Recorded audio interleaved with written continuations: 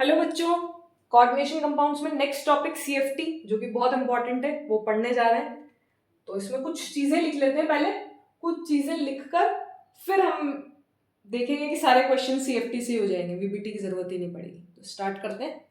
देखिए, वीबीटी में metal ligand bond कैसा बताया था कि लिगेंड्स अपने इलेक्ट्रॉन्स पुट करते हैं मेटल ऑर्बिटल में, मेटल के वेकेंट हाइब्रिड ऑर्बिटल में थ्रू कोऑर्डिनेट बॉन्ड। तो वहां पे कोऑर्डिनेट कोवेलेंट बॉन्ड था मेटल लिगेंड के बीच में।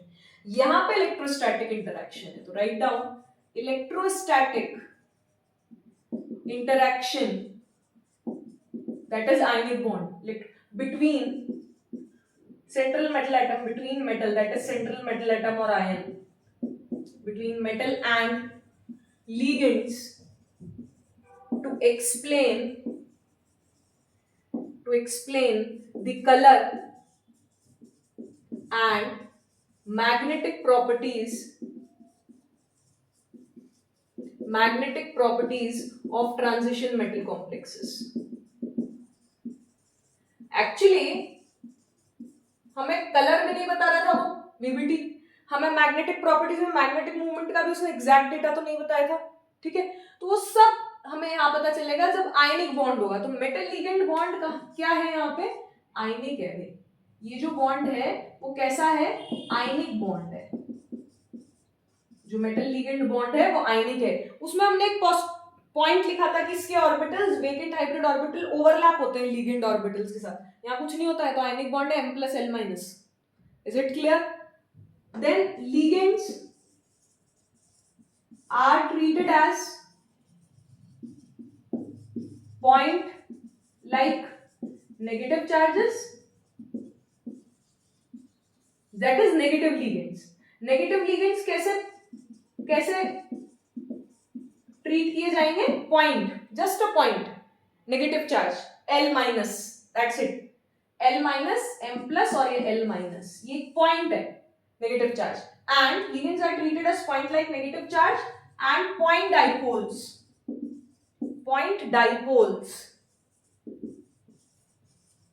in case of neutral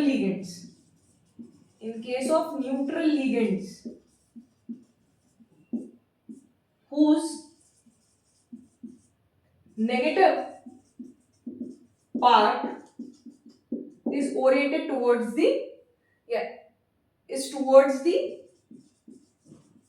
central metal atom or ion, जिसका नेगेटिव पार्ट, जैसे वाटर है, वाटर एक न्यूट्रल लिगेंड है, तो ऑक्सीजन वाला पार्ट मेटल एटम के पास में होगा, ऑक्सीजन वाला part. Is it clear? Is it visible? Just a minute, let me check. Yes, it's all visible. ठीक है, यहां तक समझ में आया? तो नेगेटिव पार्ट इज ओरिएंटेड या टुवर्ड्स द मेटल एटम और आयन। Is it clear? समझ में आया? आगे बढ़ जाएं। तो ये कुछ पॉइंट्स हैं। नेक्स्ट एक बहुत बड़ा पॉइंट है, ऑफ कोर्स ट्रांजिशन मेटल की बात हो रही है तो उसमें डी ऑर्बिटल्स होंगे। डी ऑर्बिटल्स 5 होते हैं, हमें पता है। 2 एक्सियल होते हैं, 3 नॉन एक्सियल होते हैं, ये भी पता होना चाहिए पीरियोडिक टेबल के थ्रू और इवन एटॉमिक स्ट्रक्चर के थ्रू। 11th का बच्चा तो बहुत अच्छे से बता सकता है। तो जो वो 5 डी ऑर्बिटल्स हैं वो डिजेनरेट हैं। किस केस में? जब Fe2+ हो, क्रोमियम 3+ हो, कोबाल्ट 3+ हो, मतलब उससे लिगेंड्स का कोई इंटरेक्शन नहीं हुआ। So in an isolated gaseous metal atom और आयन, राइट डाउन, काफी इंटरेस्टिंग है। इन एन आइसोलेटेड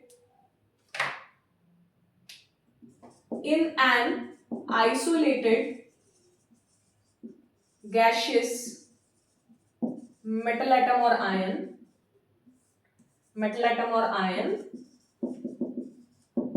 ठीक है, all d orbitals,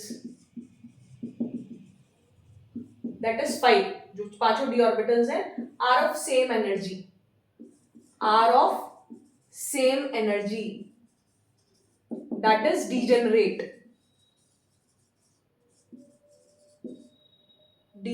degenerate atomic orbitals. Clear? Isolated gas. अब सपोज टू बी ये सेंट्रल मेटल एटम और आयन है जो कि स्फेरिकल होता है, M+N+-, ठीक, Mn+, chromium 3+, cobalt 2+, cobalt 3+, Fe2+, Fe3+, zinc 2+, निकल 2+, निकल 4+, ठीक है। ये अब इस पे लिगेंड्स आएंगे और कॉम्प्लेक्स बनाएंगे। ठीक है भाई, उन्हीं थ्योरीज को पढ़ रहे हैं हम कि ट्रांजिशन मेटल कॉम्प्लेक्सेस बने कैसे, उनकी बॉन्डिंग को ही पढ़ रहे हैं। पहले वर्नर पढ़ा, फिर वीबीटी पढ़ा, अब सीएफटी पढ़ रहे हैं। तो अगर वो लिगेंड्स इस मेटल एटम के पास ऐसी फील्ड क्रिएट करके आ रहे हैं जो स्फेरिकली सिमेट्रिकल है, क्योंकि ये भी स्फेयर में है, ये भी स्फेयर में है, और अगर लिगेंड की फील्ड, क्योंकि इसके पास डी ऑर्बिटल्स हैं, होता क्या है, इसके पास डी ऑर्बिटल्स हैं, मतलब इलेक्ट्रॉन्स हैं, क्योंकि इन डी ऑर्बिटल्स में क्या होंगे, इलेक्ट्रॉन्स होंगे, और लिगेंड के पास भी इलेक्ट्रॉन्स हैं, क्या इनमें आपस में रिपल्शन होगा? हाँ होगा। एक्चुअली फोर्स ऑफ अट्रैक्शन भी है इस सेंट्रल मेटल एटम और आयन में और इस लिगेंड में, तभी तो कॉम्प्लेक्स बनेगा, और अट्रैक्शन ज्यादा ही है। लेकिन इन डी ऑर्बिटल्स में और इस लिगेंड में इलेक्ट्रॉन इलेक्ट्रॉन रिपल्शन भी होगा, जिससे इन डी ऑर्बिटल्स की एनर्जी बढ़ जाएगी, और ये डी ऑर्बिटल्स थोड़े देर में, जब लिगेंड्स पास में आ चुके होंगे बिल्कुल, तो ये स्प्लिट भी हो जाएंगे।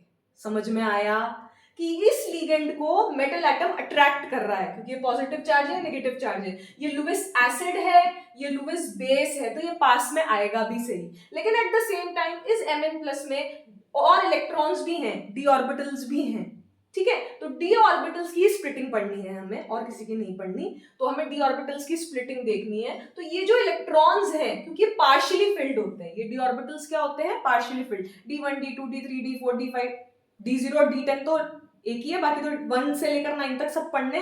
तो इन ऑर्बिटल्स में जो इलेक्ट्रॉन्स है वो इस इलेक्ट्रॉन को रिपेल भी करेंगे। Is it clear? तो जब ये लिगेंड दूर होंगे तो स्फेरिकली सिमेट्रिकल फील्ड होगी। लिखें, in an next point, in an spherical symmetrical field, symmetrical ligand field, the energy of the d orbitals, the energy of the d orbitals in central metal atom or ion is raised. The energy of the d orbitals is raised, but their degeneracy, उनकी degeneracy d orbitals की is retained, but their degeneracy is retained. बस उनका level बढ़ेगा, तो diagram के through भी पढ़ेंगे उनका, अभी आप लिख लीजिए बस, ताकि आप जब रिवाइज करें तो आपको उस डायग्राम, जब आप इसको पढ़ के डायग्राम देखें तो आपको सब कुछ क्लियर हो जाए। तो डी ऑर्बिटल्स की एनर्जी बढ़ गई स्फेरिकल सिमेट्रिकल लिगेंड फील्ड में, बट लिगेंड्स की फील्ड स्फेरिक सिमेट्रिकल नहीं होती। क्या बोला मैंने? लिगेंड्स की फील्ड सिमेट्रिकल नहीं होती। ध्यान से देखिए, ये ऑक्टाहेड्रल आपको दिख रहा होगा, ये ऑक्टाहेड्रल दिख रहा है सभी को। देखो, ये 4 लिगेंड्स प्लेन में, स्क्वायर प्लेन है, और ये ऊपर नीचे square bipyramidal, octahedral.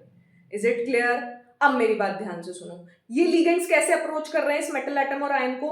Along X axis, Y axis, along X minus X, Y minus Y, Z minus Z, ऐसे ही अप्रोच कर रहे हैं। तो लिगेंड्स की फील्ड क्या यहाँ पे है? नहीं। सो लिगेंड्स की फील्ड अनसिमेट्रिकल हो गई। एक्चुअल में लिगेंड्स की फील्ड अनसिमेट्रिकल होती है। ये जब लिगेंड्स दूर होते हैं तब वो ऐसे दिखते हैं कि सिमेट्रिकल फील्ड है। क्लियर है? जब लिगेंड्स पास, जब कॉम्प्लेक्स बनने जा रहा होगा, तब वो लिगेंड्स की फील्ड क्या होगी? Unsymmetrical. So write down in an unsymmetrical ligand field, in an unsymmetrical ligand field, in an unsymmetrical ligand field,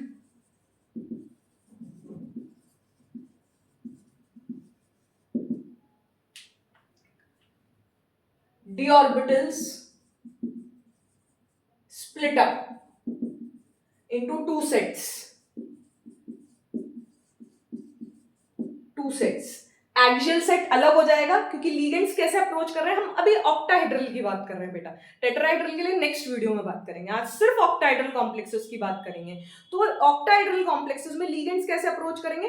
along X minus X, Y minus Y, Z minus Z. So 2 set में टूट गए। अब वो 2 set कौन कौन से हैं? The most important thing, अब हमें पता होना चाहिए ये 2 set, the D orbitals split up into 2 sets, बस ठीक है। अब वो 2 सेट्स अभी लिखने जा रहे हैं। देखिए,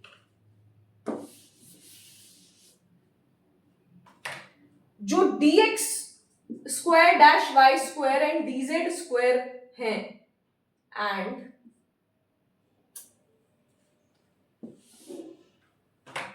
dx square dash Y square and dz square जो एक्सियल ऑर्बिटल्स हैं, एक्सियल d ऑर्बिटल्स हैं। क्यों बोलते हैं एक्सियल d ऑर्बिटल्स? क्योंकि इनकी इलेक्ट्रॉन डेंसिटी x एक्सिस पे -x, y -y, z -z पे होती है। तो ये directed, these orbitals are directed towards the axis along the direction of ligand. ligand का डायरेक्शन भी यही है ऑक्टाहेड्रल कॉम्प्लेक्सेस में, along the direction of ligands will have more energy, than dxy, dyz and dzx orbitals which are directed, कैसे directed है?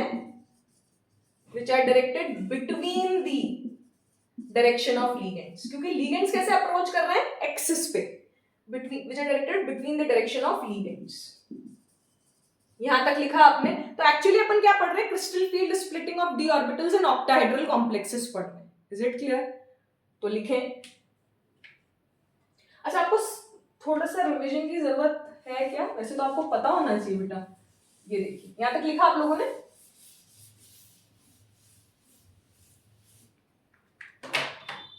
क्या आपको ये पता है कि एक जरा सा ये dx square dash y square है, पता है आपको?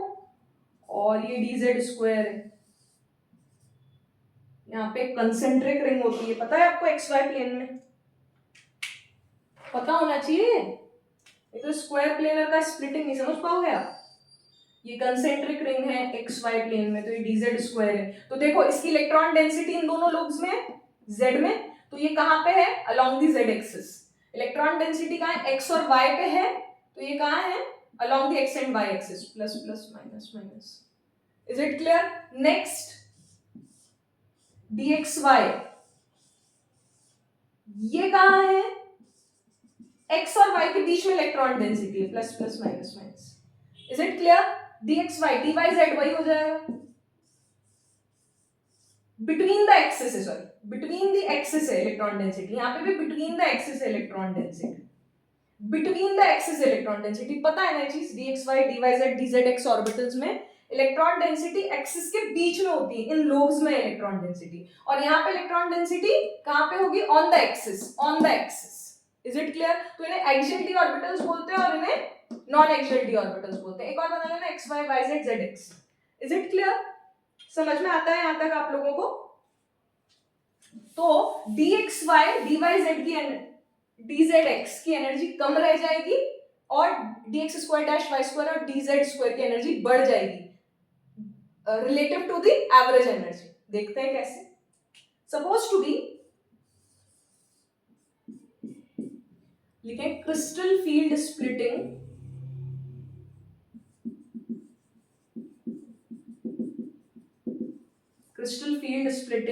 of d orbitals in octahedral field।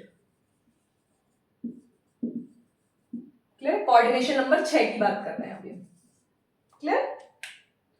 तो यहां पे कुछ भी d1 से d10 तो कुछ भी बना लो। तो ये तो isolated gaseous central metal atom और आयन, ठीक है। अब इसके बाद हमने सेकंड चीज क्या पढ़ी थी? सेकंड चीज क्या पढ़ी थी? कि इसकी एनर्जी बढ़ गई सिमेट्रिकल फील्ड में, सिमेट्रिकल फील्ड में जो कि स्फेरिकल है। तो ये अभी भी पांचों की एनर्जी सेम है, यहां पे भी पांचों की एनर्जी सेम है, लेकिन इसके केस में ये एनर्जी बढ़ रही है इधर, ठीक है। एनर्जी बढ़ रही है तो इसकी एनर्जी बढ़ गई डी की। क्लियर? यहां के रिस्पेक्ट में सिमेट्रिकल फील्ड में बढ़ गई, लेकिन अभी भी डीजेनरेट है।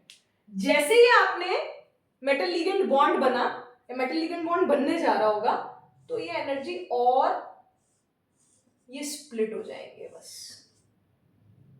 ये तो सिमेट्रिकल फील्ड में है, दूर जब लिगेंड्स हो, जैसे ही लिगेंड्स पास पास में आए तो ये जो डी ऑर्बिटल्स हैं वो क्या हो जाएंगे? स्प्लिट हो जाएंगे। और वो स्प्लिट होके क्या करेंगे? 3 ऑर्बिटल्स नीचे बनेंगे और 2 ऑर्बिटल्स ऊपर बनेंगे। इस सेट को कहते हैं जिनकी एनर्जी कम है, जिनकी लिगेंड्स किस डायरेक्शन में आ रहे हैं, around x axis, y x minus x axis, y axis minus y, z minus z। तो इलेक्ट्रॉन डेंसिटी अगर x और y पे है तो वहां पे रिपल्शन ज्यादा होगा, रिपल्शन ज्यादा होगा। रिपल्शन किसके बीच में, repulsion of D electrons in central metal atom और ion and the ligand electrons. Repulsion किसके बीच में, the most important thing, repulsion between D electrons of central metal atom और ion and ligand electrons.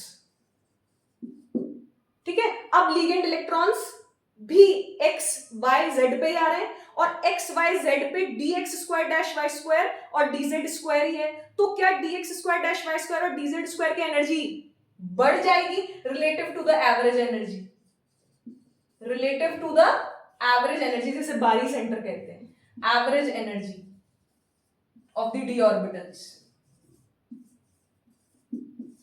D orbitals की average energy यही है, लेकिन जैसे आपने लिगेंड बिल्कुल पास पास आए तो बॉन्ड बना तो स्प्लिटिंग हो गई डी ऑर्बिटल्स की, क्योंकि D X square dash Y square में, यहां पे लिखते हैं, ऊपर लिख लिया होगा ना आपने, इसको बहुत अच्छे से यहां पे लिख लेना, फिर मैं बहुत,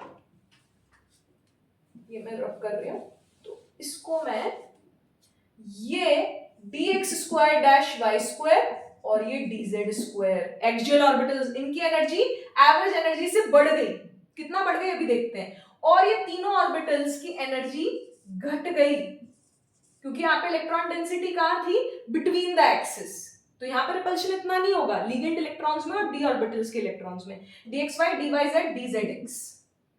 इज इट क्लियर, यहां तक समझ आया?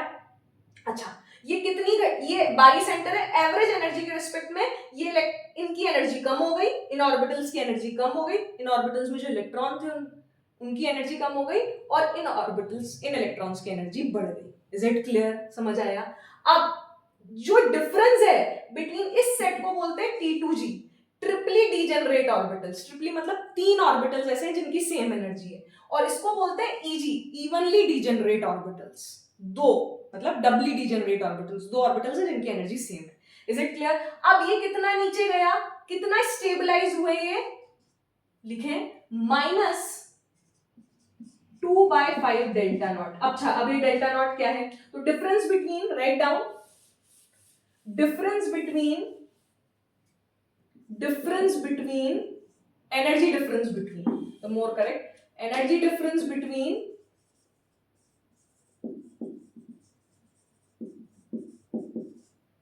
T2G and EG in octahedral complexes.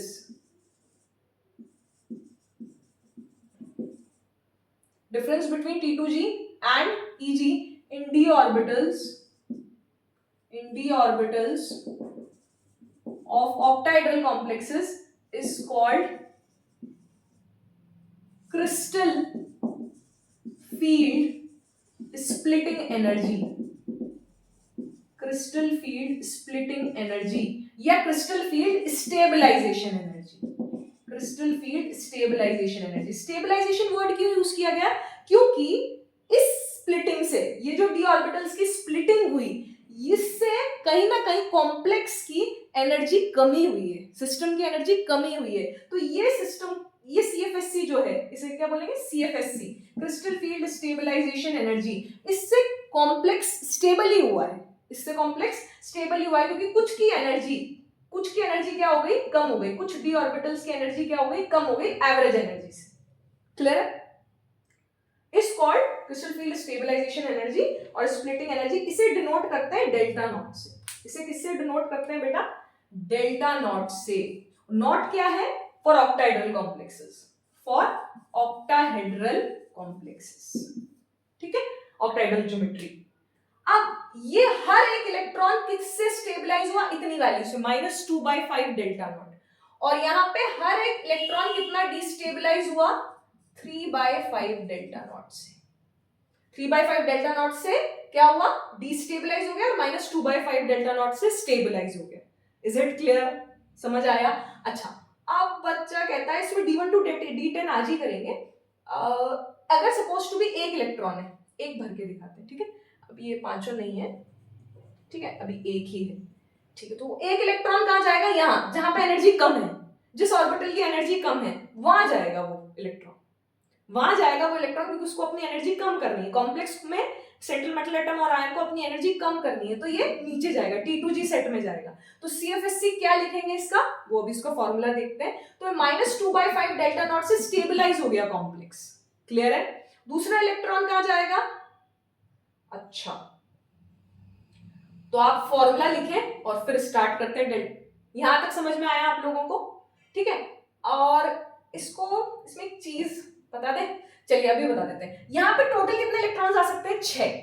6 into -2/5 कितना आएगा? ध्यान से सुनना, यहाँ टोटल कितने इलेक्ट्रॉन्स आ सकते हैं? 6। 6 इंटू -6 इंटू, यहाँ पे रफ में कर रही हूँ, 6 इंटू -2/5 डेल्टा नॉट कितना हुआ? -12/5 डेल्टा नॉट, ठीक है। और 4 इलेक्ट्रॉन मैक्सिमम ऊपर जा सकते हैं, तो 4 इंटू +3/5 डेल्टा नॉट कितना हुआ? वो भी +12/5 डेल्टा नॉट। इसका मतलब जितना एनर्जी कंजर्व्ड है, जितनी घटी उतनी ही बढ़ गई टोटल, D0 के लिए और D10 के लिए स्पेशली, क्लियर है। वो अभी अपन D1 से D10 लिखेंगे। तो एवरेज एनर्जी के रेस्पेक्ट में ये स्टेबलाइज हो गया और ये डिस्टेबलाइज हो गया। Is it clear? बढ़ जाए आगे। तो हमें CFSC का फॉर्मूला लिखना है, ये आपने बहुत अच्छे से देख लिया। टेट्राहेड्रल भी पढ़ेंगे इसमें और स्क्वायर क्लिनर भी पढ़ेंगे, बट नेक्स्ट क्लास में, पहले इसको बहुत अच्छे से पढ़ लेते हैं। तो आपको डेल्टा नॉट तो समझ में आ गया है। डेल्टा नॉट मैंने यहाँ नहीं बताया, डिफरेंस बिटवीन, ये बारी सेंटर को मैं रब कर रही हूँ, ऑर्बिटल्स, चलिए इसको रहने देते हैं, आप इसको यहां से लिख लीजिए। Difference between EG and T2G, इसको ऐसे करिए, ये जो डिफरेंस है इस ऑर्बिटल EG और T2G में, इसको बोलेंगे delta nought, crystal field splitting energy. तो डी ऑर्बिटल्स स्प्लिट हो गए क्योंकि इन इलेक्ट्रॉन्स में रिपल्शन हुआ, डी ऑर्बिटल के इलेक्ट्रॉन में और लीगेंड के इलेक्ट्रॉन्स में, तो सेंट्रल मेटल एटम और आयन के डी ऑर्बिटल्स स्प्लिट हो गए। स्प्लिट होके दो सेट बन गए, T2G और EG। यहाँ पे G जिरेड है क्योंकि ऑक्टाहेड्रल कॉम्प्लेक्स में सेंटर ऑफ सिमेट्री होती है, ठीक है। समझ में आया? आगे बढ़ जाए, आगे बढ़ जाए, ठीक है। अब डेल्टा नॉट का एक्सप्रेशन देख लेते हैं, ठीक है। CFSC मतलब CFSC देख लेते हैं, क्रिस्टल फील्ड स्प्लिटिंग एनर्जी क्या होती, कैसे कैलकुलेट करेंगे, और कैलकुलेट करना स्टार्ट करते हैं। तो अब मैं सिर्फ इस पार्ट को बनाऊंगी तो आपको समझ आ जाएगा, और बहुत छोटा सा बनाऊंगी तो भी समझ आ जाएगा। चलिए,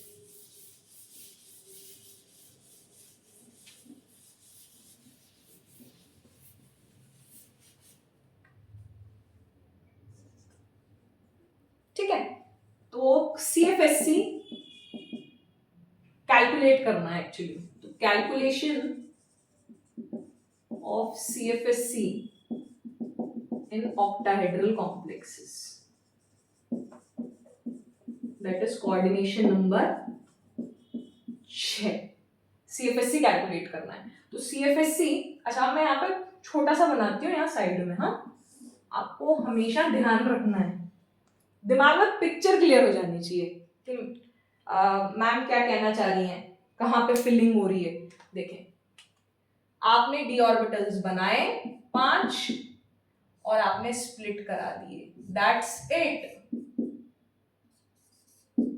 ये सॉरी, आपने स्प्लिट करा दिए T2G और EG, बस कहानी खत्म। ये चीज पता होनी चाहिए, 3 डब्बे नीचे 2 डब्बे ऊपर।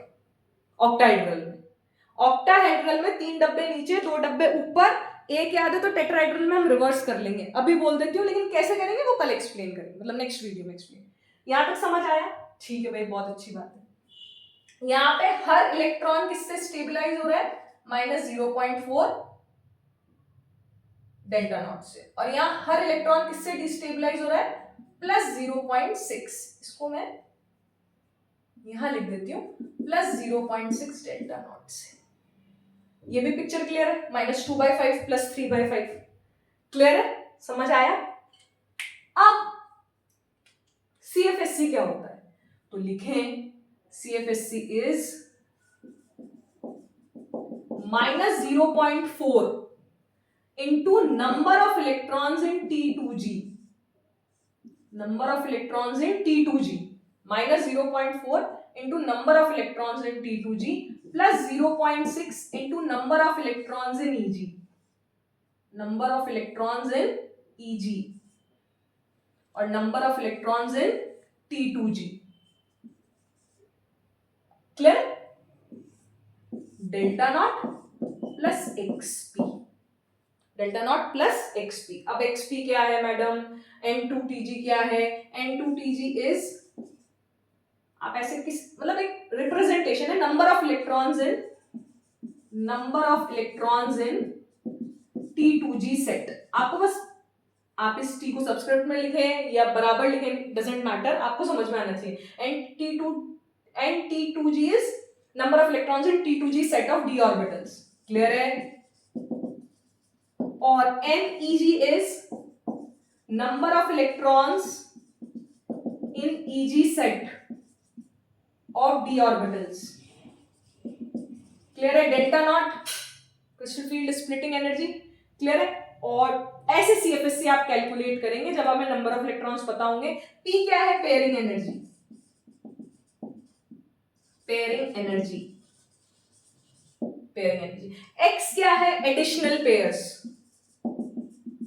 Additional pairs formed. कौन से additional pairs formed? Suppose to be, इसको एडिशनल पेयर्स फॉर्म्ड को मैं जब D1 से D10 करूंगी तो अभी समझ आ जाएगा कि विद रिस्पेक्ट टू ये जहां पे पांचों d ऑर्बिटल्स डीजेनरेट है, इसके कंपैरिजन में एक्स्ट्रा कितने इलेक्ट्रॉन्स पेयर अप हुए. सपोज टू बी यहाँ पे एक ऑर्बिटल में पेयरिंग है, यहाँ पे दो ऑर्बिटल्स में पेयरिंग है, तो एक्स्ट्रा कितने पेयर बने? एक. तो एडिशनल पेयर्स फॉर्म्ड है. और पेयरिंग एनर्जी क्या होती है? Energy required, is it visible? Yes. Energy required to pair up two electrons in an orbital. Energy required to pair up two electrons in an orbital. क्योंकि दोनों electron का same charge है, एक ही orbital में रहेंगे तो रिपल्शन होगा, तो आपको एनर्जी देनी पड़ेगी, आपको खर्चा करना पड़ेगा उन दोनों इलेक्ट्रॉन्स को एक साथ रखने के लिए. Is it clear? समझ में आया? अब यहां तक समझ में आ गया तो बताएं. क्लियर? अब D1 से स्टार्ट करते हैं और एनर्जी डिफरेंस पता होना चाहिए कि इन दोनों के बीच का एनर्जी डिफरेंस T2g और EG सेट का डेल्टा नॉट हो जाता है और आपके क्वेश्चन सॉल्व हो जाएंगे. तो यहाँ पे वो बनाते हैं D1, D2, D3 स्टार्ट करते हैं. तो पहले D1 के लिए CFSC कैलकुलेट करना स्टार्ट करते हैं. ठीक है, तो D1 के लिए CFSC कैलकुलेट करना स्टार्ट करते हैं. तो D1 यहां पे बना रही हूं. ठीक है, D1 के लिए, और CFSC में यहां पे लिख देती हूं सबसे ऊपर -0.4 into number of electrons in T2g plus 0.6 into number of electrons in EG delta naught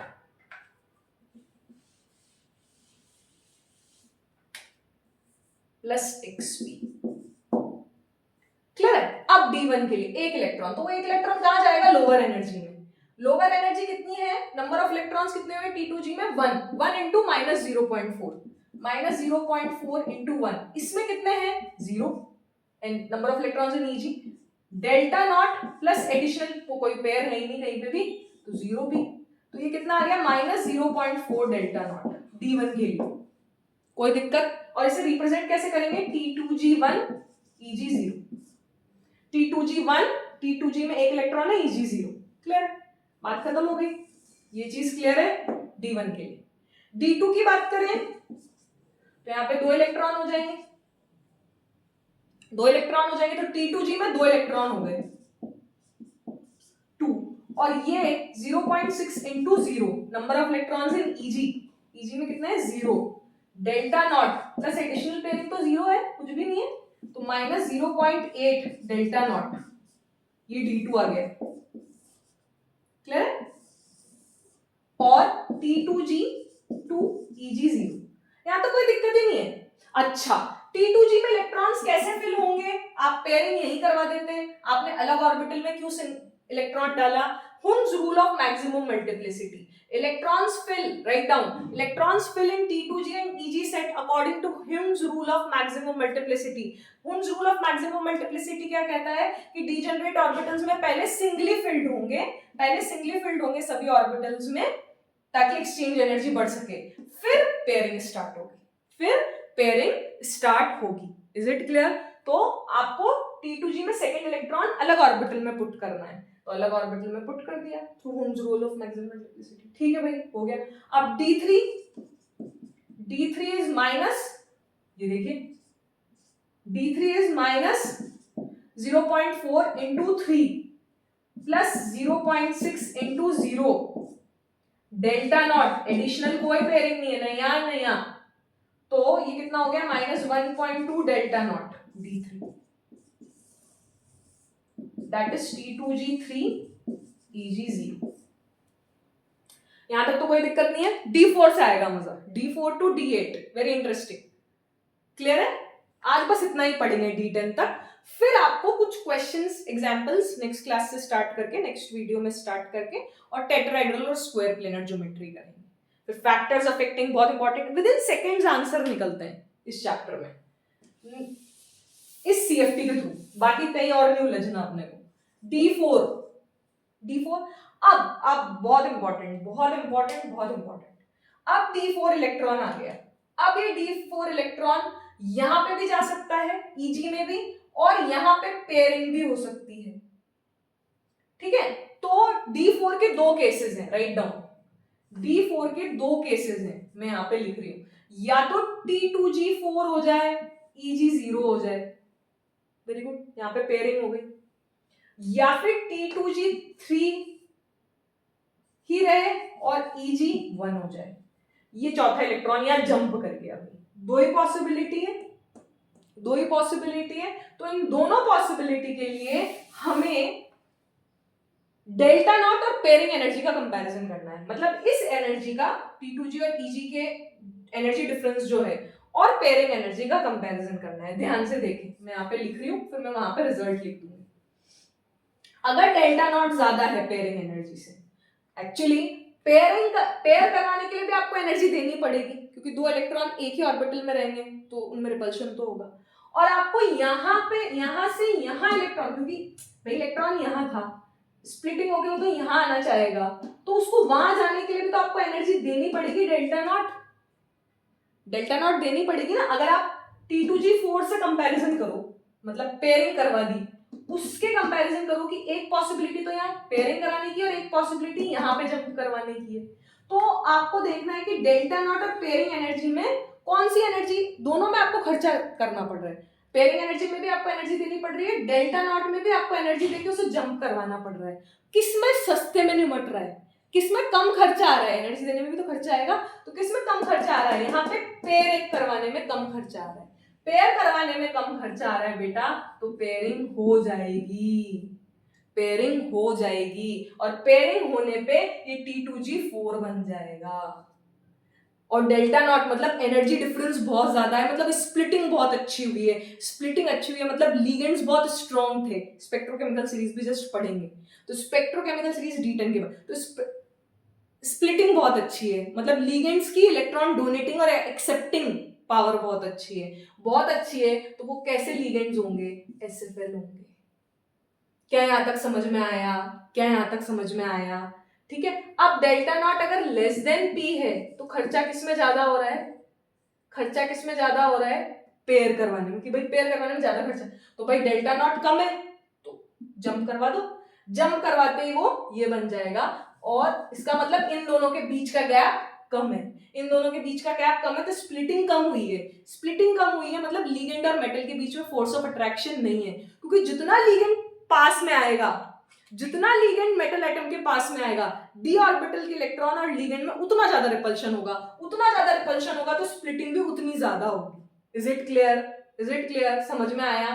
तो डेल्टा, जहां पे इसमें खर्चा कम हो रहा है, इसका मतलब वो WFL था, इसमें पेयरिंग में खर्चा हो रहा है, मतलब वो SFL था. Is it clear? समझ में आया यहाँ तक? चलिए, तो D4 में दो केसेस बने, तो CFSC कैलकुलेट करें D4 में. क्लियर? इन केस ऑफ ऐसे यहाँ पे लिख रही हूँ T2G4 EG0 में। इसमें कैलकुलेट करें तो कितना आएगा, -0.4 into number of electrons in T2G4 plus इसमें 0 डेल्टा नॉट। अच्छा, अब बहुत इंटरेस्टिंग बात देखो, देखो देखो देखो, आपने क्या कराया, पेयरिंग करा दी। पेयरिंग करा दी मतलब इस वाले केस की बात हो रही है बेटा। पेयरिंग करा दी ना, तो यहाँ पे तो चार, एक भी पेयरिंग नहीं थी, लेकिन यहाँ पे पेयरिंग हो गई बेटा। यहाँ पे क्या हो गई, पेयरिंग। इसको और अच्छे से, यहाँ पे क्या हो गई, पेयरिंग हो गई, दिख रहा है, पेयरिंग हो गई, पेयरिंग हो गई। इसका मतलब एडिशनल कितना पेयर बना, यहाँ के रिस्पेक्ट में यहाँ कितनी पेयरिंग एक्स्ट्रा दिख रही है, एक, तो प्लस पी। तो ये कितना हुआ, तो ये कितना हुआ बेटा, -1.6 डेल्टा नॉट, 4 4 से 16 delta nought plus P, -1.6 delta nought plus P. Is it clear? और अगर हम CFSC बात करें, CFSC बात करें T2G3 EG1 की, मतलब ये इलेक्ट्रॉन यहां जंप नहीं करा भाई, ये यहां जंप कर गया, तो कितना आएगा, -0.4 number of electrons 3 plus 0.6 into number of electrons 1। Pairing तो कहीं दिखी नहीं रही, पेयरिंग तो कहीं दिखी नहीं रही, ये तो इसमें दिखी थी फर्स्ट वाले केस में। तो कितना आया, -1.2 plus 0.6 which is equal to -0.6 delta nought. ये डेल्टा नॉट लगाना मत भूलना, डेल्टा नॉट लगाना मत भूलना। Is it clear? Is it visible? Clear है? क्लियर है? तो CFSC T2G4 EG0 में -1.6 डेल्टा नॉट प्लस पी, और CFSC T2G3 EG1 में -0.6 डेल्टा। Is it clear? समझ आया? D5 करें, चलिए आप खुद भी कर सकते हैं बहुत इजीली, धीरे धीरे। D5 के केस में अब क्या होगा भाई, D5 के केस में ये हो गए 5, 1 2 3 4 5, तो या तो यहाँ पे पेयरिंग करा दो, या तो यहाँ पे पेयरिंग करा दो। पेयरिंग कब होगी, T2G, है ना, यहीं पे कैलकुलेट भी कर देंगे बेटा, T2G5 EG0, दैट इज, ये कैसा केस है, delta nought is greater than pairing, pairing में खर्चा कम हो रहा है, ठीक है। तो इस जगह आप क्या लिखेंगे, -0.4 into number of electrons 5 plus 0.6 into 0 delta not. Pairing कितनी हुई, इसके कंपैरिजन में यहाँ कितनी पेयरिंग हुई, 2, यहाँ कितनी पेयरिंग हुई, 2, देखो 2 हो रही है, क्लियर, ये 2 हो रही है, ठीक है। तो ये कितनी वैल्यू आ गई, -2 delta nought plus 2p, clear है, -2 डेल्टा नॉट प्लस 2p।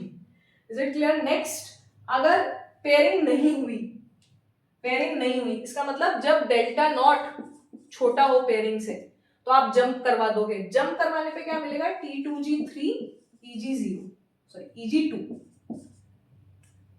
इसका मतलब 1 2 3, अब आपकी पेयरिंग एनर्जी ज्यादा है, डेल्टा नॉट कम है, तो आपने ऊपर पेयर अप करा दिया, सॉरी ऊपर भेज दिया, जंप करा दिया, जंप करा दिया 3 या और 2 या, ये तो पहला केस, 3 या 2 या, ठीक है भाई, 3 या 2 या 2, क्योंकि डेल्टा नॉट कम है, खर्चा कम इसमें आ रहा है, डेल्टा नॉट जंप कराने में कम खर्चा आ रहा है, ऐसे समझो, जंप कराने में कम खर्चा आ रहा है, तो हम जंप करवा देंगे। जंप करा दिया तो ये मतलब ये SFL था, ये WFL है, WFL है, क्लियर है। तो अब कैसे लिखेंगे, -0.4, और कोई पेयरिंग हो रही है, नहीं, कुछ नहीं हो रहा है, यहाँ पे भी नहीं, यहाँ पे भी नहीं, -0. Number of electrons 3 plus 0.6 into number of electrons 2 delta nought plus 0, ठीक है। -1.2 plus 1.2 delta nought is equals to 0। Answer क्या आया, 0। D5 इन WFL CFSC वैल्यू कितनी आई, 0। ये CFSC वैल्यूज हैं, ये मत भूलना भाई, CFSC crystal field stabilisation energy values, clear है। नेक्स्ट D6 पे चले, चलो D6 पे चलते हैं। D6 पे चलो, अब इस पे ना इतना सब कुछ नहीं बनाएंगे, ऐसे समझो बस, नॉर्मल समझ में आ गया ना अब आपको, 1 2 3 4 5 6, इसको बड़ा बना दो, 6, और ये 2 में और ये 3 में। क्लियर? टूट गए। अब ये D6 है, पहली बात तो ये, तो D6, ठीक है। अब या तो यहाँ 6 है तो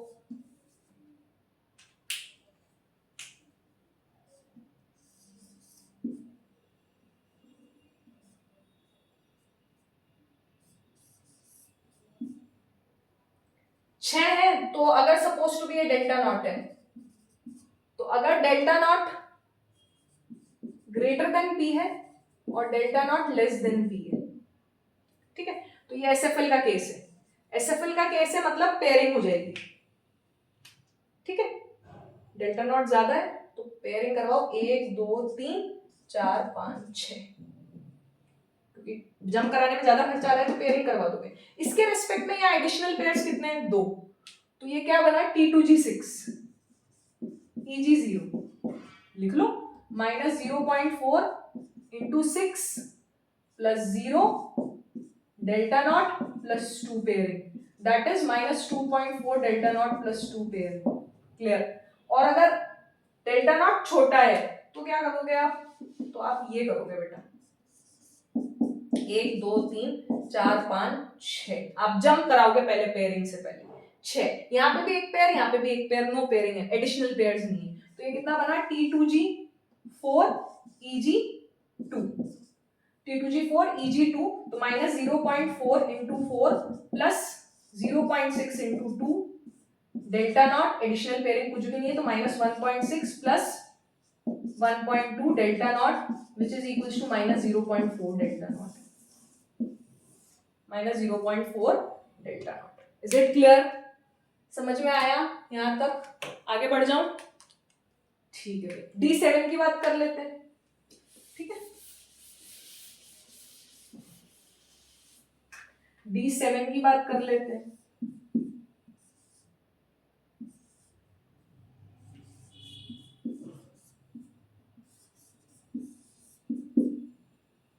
क्लियर? तो D7 1 2 3 4 5 6 7, ठीक है। तो D7 अगर delta not greater than P है और delta nought less then P है तो क्या होगा? डेल्टा नॉट मतलब कम खर्चा किसमें आ रहा है? पेयरिंग में, तो पेयरिंग कराओ भाई सबसे पहले। 1 2 3 4 5 6 7, पेयरिंग कराई तो क्या बना? T2G6 EG1, लिखो, -0.4 into 6 plus 0.6 into 1 delta not. यहाँ पे कितनी पेयरिंग हो रखी थी? 2, यहाँ पे एडिशनल कितनी है? 2 2 2 यहाँ 3 है, तो एडिशनल एक्स्ट्रा कितनी है? सिर्फ 1, तो कितना आया? -624 plus 0.6 delta nought plus P which gives you -1.8 delta nought plus P। Clear? समझ में आया आपको यहां तक? ठीक है। अगर हम इसकी बात करें तो अब हमें डेल्टा नॉट में खर्चा कम है। किसमें खर्चा कम है? डेल्टा नॉट में खर्चा कम है, तो वही करवा लेंगे। 1 2 3 4 5 पहले जम कराएंगे, 6 7, ठीक है। तो अब यहाँ पे भी 2 पेयरिंग, यहाँ पे भी 2 पेयरिंग, किस्सा खत्म पेयरिंग एनर्जी का। तो ये कितना बनेगा? T2G5 EG2, लिखो CFSC value, -0.4 into number of electrons 5 plus 0.6 into number of electrons 2 delta naught, which gives you -2 plus 1.2 delta naught, which is nothing but -0.8 delta naught। समझ आया? इजी है, इजी है, बहुत इजी है। नेक्स्ट D8, नेक्स्ट D8, इसके लिए भी 2 बनाएंगे, delta not greater than P, delta nought less then P। ये SFL का केस है, ये WFL का केस है। क्लियर है? अब इसमें क्या करोगे? बनाओ पहले, अरे भाई तुम्हारे समझ में भी आ रहा है, देखने से काम नहीं चलेगा, खुद की कॉपी पेन लेके बनाओ। 5 1 2 3 4 5 क्वेश्चन आते हैं, ये 3 ऑर्बिटल नीचे 2 ऑर्बिटल ऊपर, क्लियर है। अब 8 ऑर्बिटल है, सॉरी 8 इलेक्ट्रॉन्स हैं, तो 1 2 3 4 5 6 7 8, खुशी की बात है।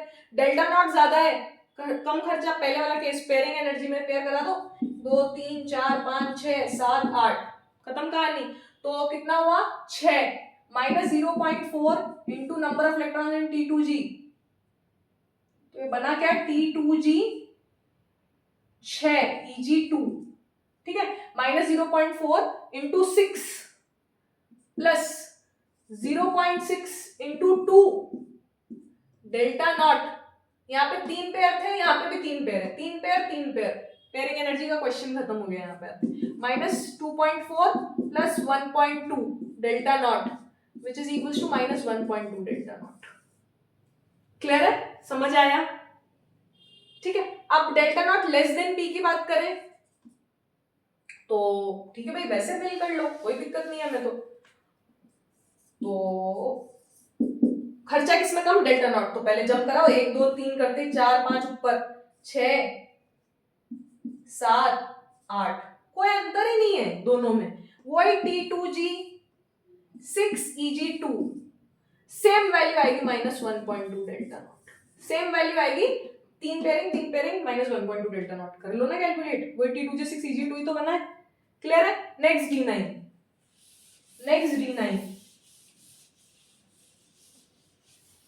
नेक्स्ट D9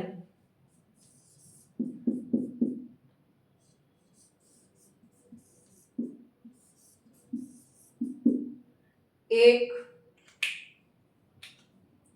1 2 3 4 5 6 7 8 9, 4 पेयरिंग हो रही है। तो D9 के लिए लिखो भाई, अगर delta not greater than P है तो क्या होगा, और delta nought less then P है तो क्या होगा।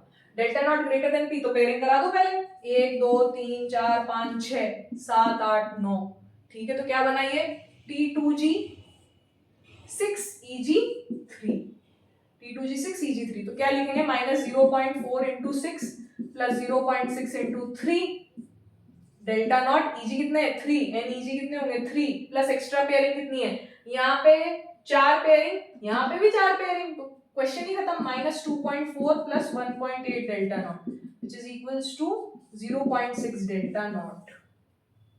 Is it clear. अच्छा, अब इसकी बेस की बात करते हैं, तो यहाँ पे पेयरिंग नहीं करानी पहले भाई, तो पेयरिंग नहीं करानी तो कोई बात नहीं, 1 2 3 4 5 6 7 8 9, अब वो का वही बन गया T2G 6 Eg3, कुछ नहीं करना, वही CFSC वैल्यू सेम आएगी, माइनस 0.6 डेल्टा नॉट, 4 पेयरिंग या 4 ही पेयरिंग है। क्लियर है, समझ आ रहा है। नेक्स्ट D10, अब इसके एग्जांपल्स नेक्स्ट क्लास से लेंगे, नहीं तो वीडियो बहुत लंबा बन जाएगा, और टेट्राहेड्रल और स्क्वायर प्लेनर ज्योमेट्री पढ़ेंगे। D10 का मतलब बहुत बढ़िया,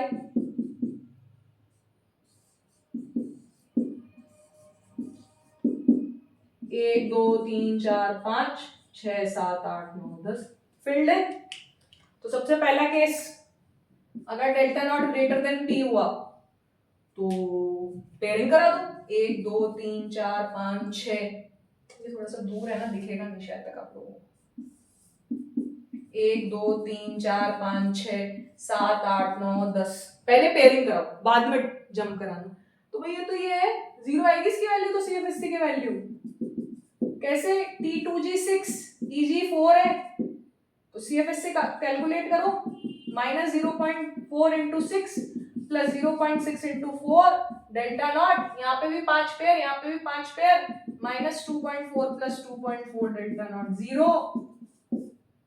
और अगर आप कहो मैडम हम तो D10 में delta nought less then P करेंगे, हमें तो पहले जंप कराना है, जंप करा लो पहले, उसमें देख लो, 1 2 3 4 5 6 7 8 9 10, अभी भी वही स्थिति बनेगी, T2G 6 Eg4 और CFSC क्या होगा 0। Is it clear? तो ऐसे आपने D1 से D10 तक आपने क्या करा, कैलकुलेट कर ली। आप अपन स्पेक्ट्रोकेमिकल सीरीज और लिख लेते हैं इस क्लास में। नेक्स्ट क्लास में अपन स्टार्ट करेंगे एग्जाम्पल से, इसी के एग्जाम्पल्स ऑक्टाहेड्रल के और टेट्राहेड्रल ज्योमेट्री और स्क्वायर प्लेनर ज्योमेट्री पढ़ेंगे। तो लिखें, when ligands are arranged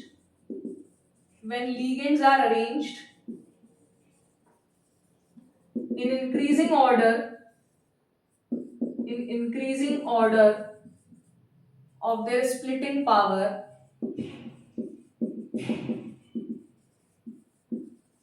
then an experimentally determined series, दिख रहा है? Then an experimentally determined series, दिख रहा है भाई, determined series known as spectrochemical series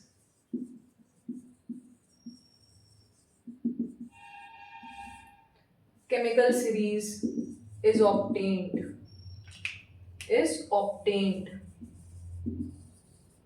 splitting power क्या होती है लिगेंड की? स्प्लिटिंग पावर क्या होती है लिगेंड की? Electron donating and accepting tendency of ligand. Specially pi acid ligands तो बहुत ही स्ट्रॉन्ग लिगेंड्स होते हैं, तो वहां तो स्प्लिटिंग बहुत ज्यादा होगी, मतलब T2G और EG सेट के बीच का एनर्जी गैप बहुत ज्यादा होगा। अब इसमें एक सीरीज आती है, एनसीईआरटी में भी दे रखी है, वो हमें बहुत अच्छे से याद करनी है और उसकी एक मैंने तरीका भी ढूंढ रखा है याद करने का, तो लिखते हैं, ठीक है? यहाँ तक लिखा आप लोगों ने? लिखें,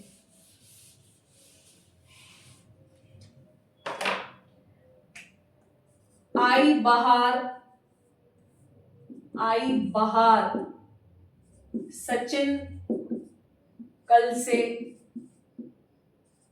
फिर आउट, आई बहार सचिन कल से फिर आउट, ऑक्सिलेट पानी में नाचोस इथराते अमोनिया, इन नॉटी को कौन कुछ कहे, इन नॉटी को, इसके नीचे एक सेकेंड रुको, फिर निमोनिक्स कैसे लिखोगे, एक सेकेंड। आई बार सचिन कल से फिर आउट, ऑक्सिलेट पानी में नाचोस इतराते अमोनिया, इन नॉटी को कौन कुछ कहे। समझ आया? तो ये लिगेंड्स हैं, ये लिगेंड्स जो कि सिनर्जिक बॉन्डिंग करते हैं, ये बहुत स्ट्रॉन्ग लिगेंड्स हैं। यहाँ पे गैप ज्यादा होगा T2G और EG में, और जो हैलाइड भले से नेगेटिव लिगेंड्स हैं, है ना, नेगेटिव लिगेंड्स है, हैलाइड डोनर्स है, ऑक्सीजन जो है, जो मैं 2 क्लासेस से बोल रही हूँ कि carbon nitrogen donor strong field ligands होते हैं, carbon nitrogen donor strong field ligands होते हैं। तो यहाँ वाटर तक WFL है, वाटर तक क्या है, WFL, और वाटर के बाद नाइट्रोजन जिसमें भी डोनर आ जाएगा वो क्या हो जाएंगे, SFL। तो वाटर तक वीक फील्ड लिगेंड है, तो इसका याद करने का तरीका लिख लो, आई बहार मतलब अच्छी विंड, क्या कहेंगे, हवा, सचिन कल से फिर आउट, ऑक्सिलेट पानी में नाचोस, खाए होंगे आप लोगों ने, नाचोस इतराते, ऑक्सिलेट पानी में नाचोस इतराते अमोनिया, इन नॉटी, अमोनिया के बारे में बात हो रही है, अमोनिया के बारे में, इन नॉटी को कौन कुछ कहे, कौन कुछ कहे। क्लियर? तो इस तरीके से आप ये स्प्लिटिंग पावर के बेसिस पे जो लिगेंड्स का इंक्रीजिंग ऑर्डर है वो आप याद कर सकते हैं, इसे स्पेक्ट्रोकेमिकल सीरीज कहते हैं। अब नेक्स्ट लेक्चर में अपन एग्जाम्पल से स्टार्ट करते हैं बेटा। सारे एग्जाम्पल सीएफएससी के बहुत आराम से हो जाएंगे ऑक्टाहेड्रल में, फिर टेट्राहेड्रल और स्क्वायर प्लेनर पढ़ते हैं। Thank you.